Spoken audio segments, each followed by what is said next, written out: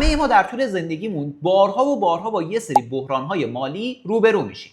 خود من هم توی چند سال اخیر با چند تا بحران بزرگ مالی روبرو شدم. توی این ویدیو میخوام به شکل جزئی چند تا داستان از زندگی شخصی خودم و بحرانهایی که پشت سر گذاشتم رو بهتون توضیح بدم که شما هم با گوش دادن به اونها و یاد گرفتن از اینکه چطور این بحرانها رو پشت سر گذاشتم توی زندگی شخصی خودتون بتونید از این نکات استفاده کنید. اولین بحران جدی که خود من باهاش روبرو شدم سال 97 بود. جوری که سیستم کامپیوتری که چند سال قبلش به واسطه یک کسب و کار اینترنتی که داشتم جمع آوری کرده بودم به یک باره سوخت و مجبور بودم که یه تصمیم مهم بگیرم. اگر بخوام بهتون توضیح بدم که این سیستم چقدر ارزشش بود باید یه مقدار برگردیم به عقب. سال 94-95 من یک کسب و کار اینترنتی داشتم، در واقع یه سایتی بود که به واسطه مطالبی که داخلش قرار می گرفت، تبلیغاتی که داخل این سایت قرار می دادم کسب درآمد می کردم. به شکل متوسط ماهانه حدود 4 تومن 5 تومن در ماه از این سایت درآمد داشتم. حالا برید سرچ بکنید سال 94-95 پایه حقوق وزارت کار چقدر بوده و من اون سال چقدر برای خودم درآمدزایی داشتم. بعد از اینکه چند ماه پشت سر هم این درآمده برام اتفاق افتاد، تونستم بالاخره یه بخشی از این درآمده رو ذخیره بکنم. و چون یکی از علاقه‌مندیام گرفتن یه سیستم کامپیوتری خیلی قوی به صورت گیمینگ بود، سال 95 رفتم توی تابستونش این سیستم رو در نهایت خریداری کردم. قیمت این سیستم اون سال یه چیزی حول و حوش بین 20 تا 22 میلیون تومان بود که سیستمی جمع کردم که دیگه اصلا رو دستش یه جورایی نبودش. بهترین سی پی یو، بهترین کارت گرافیک، بهترین رم، بهترین هارد، همه رو از بالاترین و بهترین مدل خودش انتخاب کردم که بیشتر هدفم هم از خرید این سیستم این بودش که باهاش گیم بازی بکنم، بازی کامپیوتری روش نصب بکنم. هدف دیگه‌ای در کار نبودش. سال 96 که با بازار ارز دیجیتال آشنا شدم، با این سیستم خیلی داشتم تحقیق میکردم تو حوزه ارز دیجیتال و به یک باره به موضوعاتی رسیدم که میشه ماینینگ رو هم با استفاده از سیستم کامپیوتری انجام داد. من اومدم ماینینگ یه سری از ارزهای دیجیتال نوپاتر مثل ارز مونرو یا حتی ارز الکترونیوم رو اون سال با این سیستم کامپیوتری انجام دادم. چون گرافیکش خیلی قوی بود، پتانسیل اینو داشتش که ماینینگش رو تا حد قابل توجهی برام انجام بده، حداقل به نسبت ارزهایی مثل بیت کوین و اتریوم عدد قابل توجهی استخراج میشد. ولی انقدر این فشاره به سیستم کامپیوتری من زیاد و زیادتر شد که در نهایت سال 97 خودش رو نشون داد. به یک باره این سیستم دچار مشکل شد و کارت گرافیک و همینطور مادربرد این سیستم سوختش. اون سال من به این خاطر که هنوز درآمد قابل توجهی رو مثل سال 94-95 نداشتم، از جهتی هم شرایط اقتصادی ایران دچار یه بحرانی شده بود، قیمت دلار از حول و حوش 3-4 هزار تومان تو سال 96 به یک باره رسیده بود به حدود 20 هزار تومان. خب عملا دچار یه بحرانی شده بودم، نمیتونستم راحت برم اون قطعاتی که سوخته رو تهیه بکنم و جایگزینش بکنم. پس اومدم یه تصمیم مهم گرفتم. اون تصمیمم این بودش که این سیستم و قطعاتی ازش که باقی مونده و سالم هستن اونا رو در قالب سایت دیوار بفروشم که یه مبلغی به دست بیادش.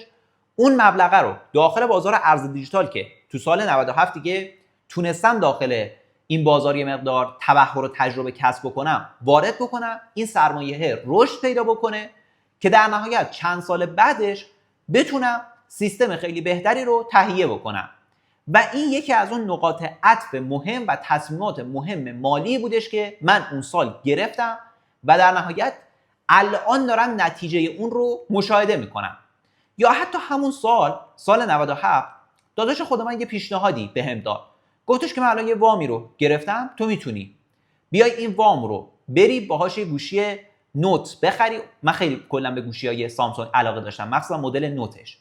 بری گوشی نوتی که خیلی دوست داری رو بخری و گوشی قبلی که داری رو به خود من بدی. من واسه خودم یه 2 تا 4 تایی کردم.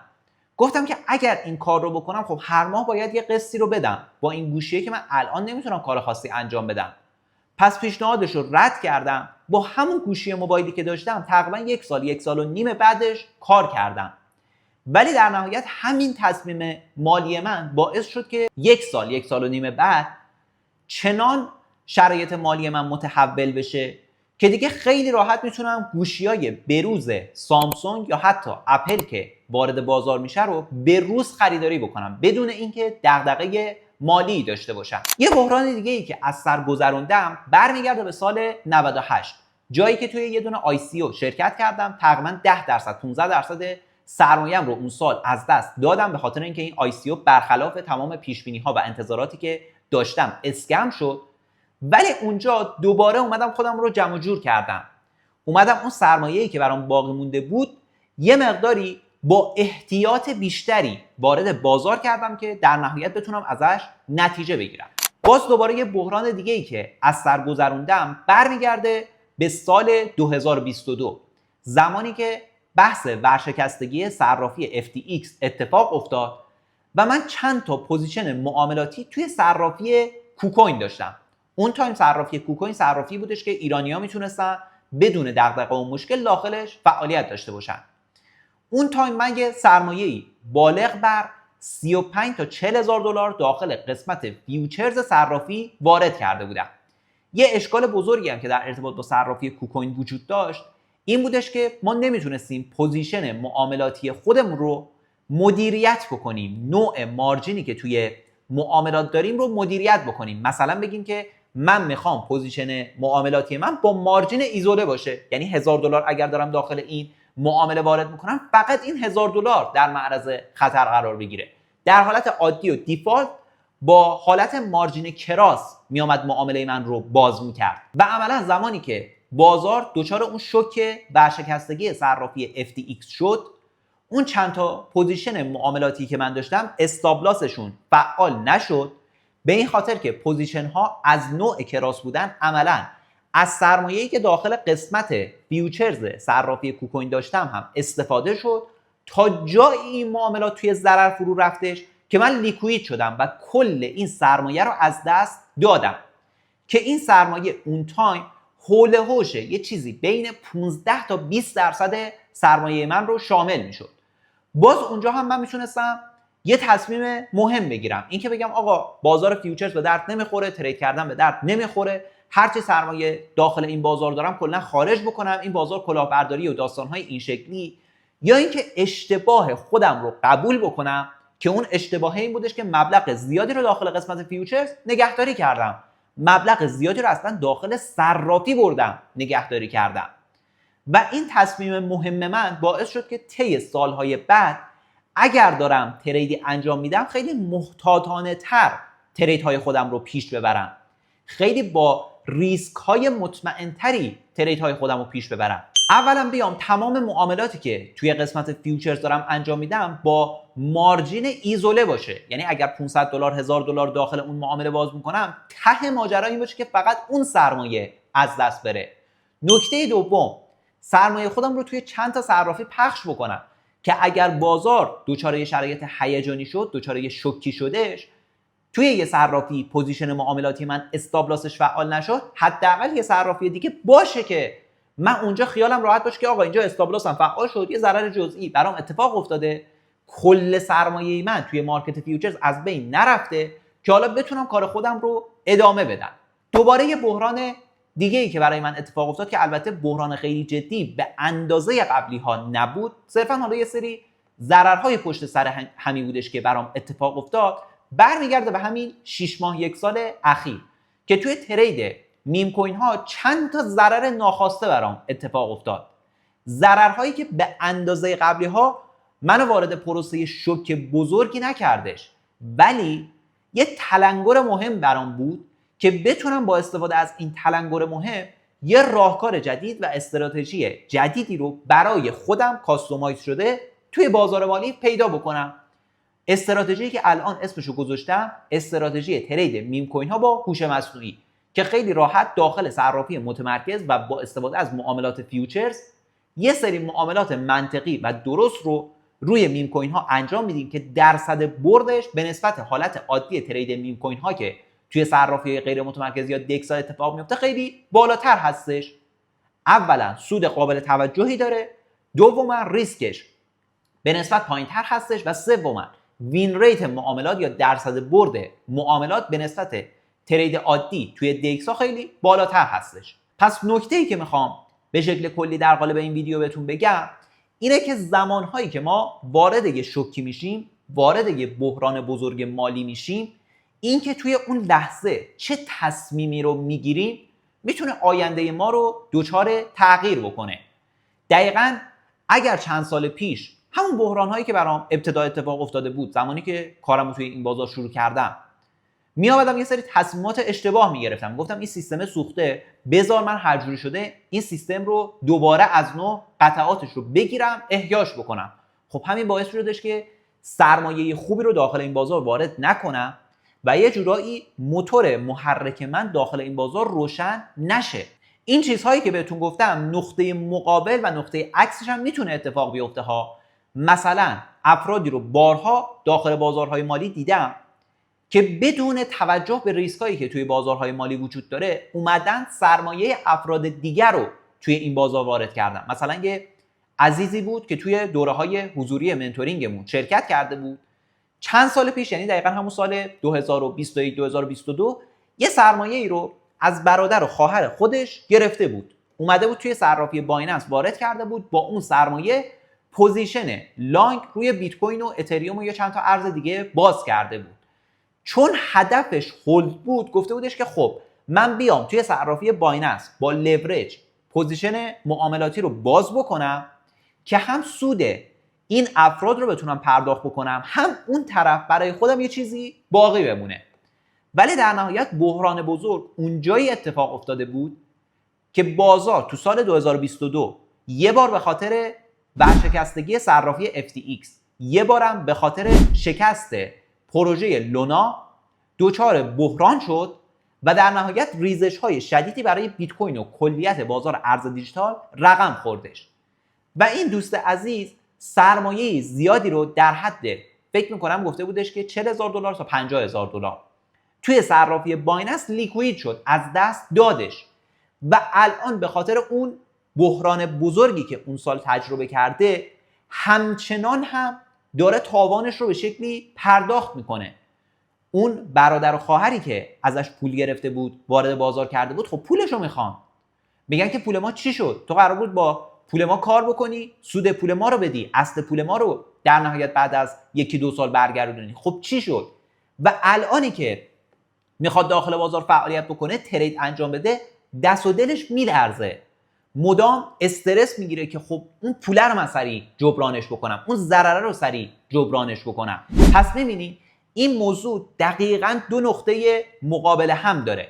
اگر شما تصمیمات مالی اشتباهی این شکلی بگیرید تا سالهای سال میتونه شما رو توی یه شوک و بحران فرو ببره، جوری که به این راحتی ها دیگه نتونید بلند بشید. برعکسش وقتی یه بحرانی براتون اتفاق میفته بشینید دقیق و درست و حساب شده منطقی 2 تا 4 تا بکنید، ببینید تصمیم درست این لحظه چی هستش، نه تصمیم هیجانی، و اون شکلی داخل بازار تصمیم درست رو اجرایی بکنی، میتونه نقطه عطفی بشه که بعد از چند سال به یک باره شما رو داخل بازارهای مالی بلند بکنه.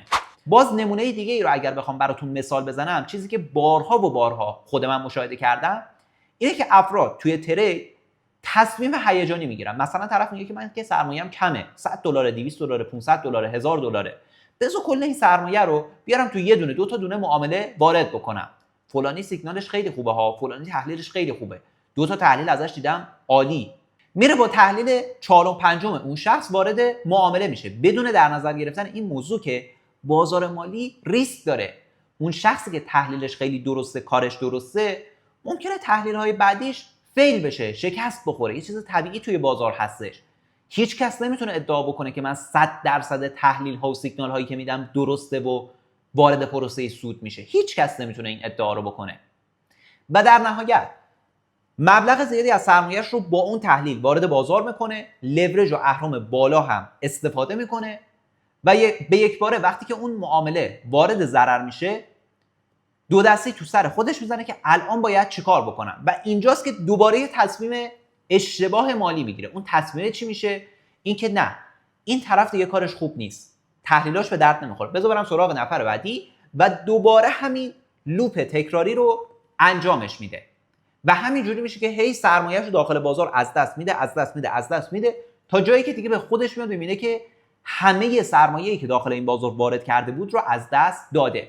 در صورتی که اگر یه تصمیم درست بعد از شکست اول، بعد از ضرر اولش میگرفت، دو تا چارتای دقیق با خودش میگرد که آقا اشتباه من این بوده که سرمایه زیادی رو با تحلیل یک نفر وارد بازار کردم، لورج و اهرم زیادی هم استفاده کردم، پس ضرر شده. الان تصمیم درست اینه که این سرمایه‌ای که برام باقی مونده رو به شکل درستی با احتیاط بیشتری توی بازار واردش بکنم که اولا جبران ضرر قبلی بشه، دوما بتونم یواش یواش این سرمایه رو رشدش بدم. ولی اکثر افراد این کارو میکنن؟ نه، سری میگن که این ضرره که اینجوری شد، بذار من سری کل سرمایه‌مو توی یه معامله دیگه وارد بکنم، این ضرره که جبران بشه هیچ، اینقدر من رو وارد سود بکنه.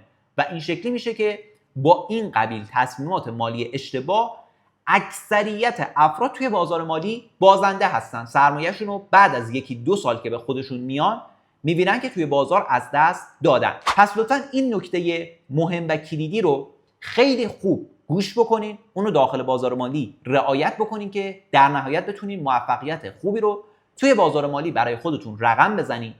اگر هم دوست دارین استراتژی ترید میم کوین ها با هوش مصنوعی رو به شکل رایگان دریافت بکنین، فقط کافیه که وارد لینکی که توی کپشن همین ویدیو براتون گذاشتم بشین، ثبت نام خودتون رو انجام بدین، این ویدیو رو ببینید، نکاتش رو اجرا بکنید که در نهایت بتونید با این استراتژی که توی چند ماه اخیر خود من بهش رسیدم سودآوری خوبی رو داخل بازار داشته باشین. حواستون هم باشه که این استراتژی الان و توی این برهه‌ای از بازار که هستیم جواب میده. ممکنه 3 ماه دیگه، 6 ماه دیگه، 1 سال دیگه کارایی خودش رو از دست بده. این یه چیز طبیعی توی بازارهای مالی هستش. پس تا فرصت هست، تا این استراتژی داره جواب میده، ازش نهایت استفاده رو داشته باشین و نتایج و سودهای خودتون رو برام بفرستین که خود من هم از این موضوع انگیزه بالایی رو میگیرم.